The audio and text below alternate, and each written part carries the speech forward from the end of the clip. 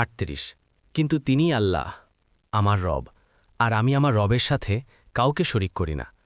39 আর যখন তুমি তোমার বাগানে প্রবেশ করলে তখন কেন তুমি বললে না মাশাল্লাহ, আল্লাহ তৌফিক ছাড়া কোনো শক্তি নেই।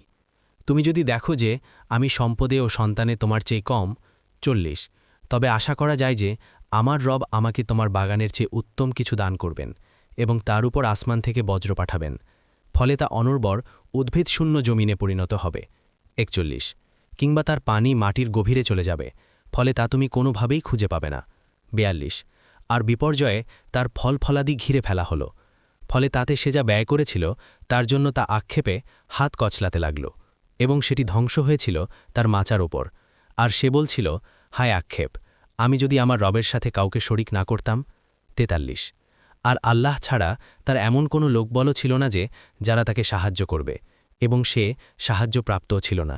44 এখানে অভিভাবকত্ব আল্লাহির, যিনি সত্য, তিনিই প্রতিদানে উত্তম এবং পরিণামে শ্রেষ্ঠ।